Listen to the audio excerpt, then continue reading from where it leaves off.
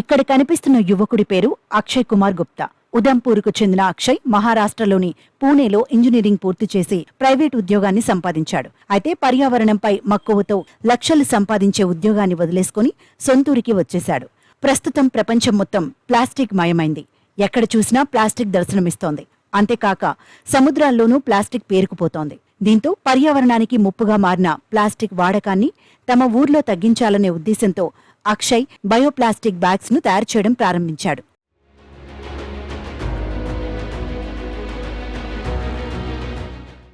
బట్టల్ పలియన్ ప్రాంతంలో bio compostable plastic బ్యాగ్ల తయారీని ప్రారంభించాడు.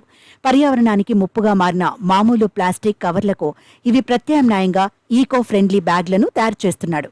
అయితే ఉదంపూర్ను పూర్తి ప్లాస్టిక్ రహిత ప్రాంతంగా తయారు చేసేందుకే తాను ఈ ప్లాన్ను నెలకొల్పినట్లు అక్షయ్ తెలిపాడు. కేంద్ర ప్రభుత్వం తీసుకొచ్చిన జమ్మూ కశ్మీర్ న్యూ ఇండస్ట్రియల్ పాలసీతో అక్షయ్ ఈ ప్లాన్ను నెలకొల్పాడు.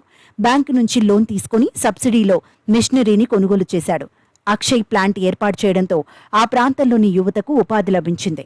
మొదట్లో ఈ ప్లాంట్లో పనిచేసేందుకు 5గురిని ఎంపిక చేసుకున్న అక్షయ్ కేవలం ప్లాస్టిక్ రహిత ఉదంపూర్ను నెలకొల్పడమే కాకుండా నిరుద్యోగులకు ఉపాధి కల్పించాలని నిర్ణయించాడు. కేంద్ర ప్రభుత్వం ఇస్తున్న ప్రయోజనాలను ఉపయోగించుకుని యువత వ్యాపారవేత్తలుగా మారాలని అక్షయ్ సూచిస్తున్నాడు.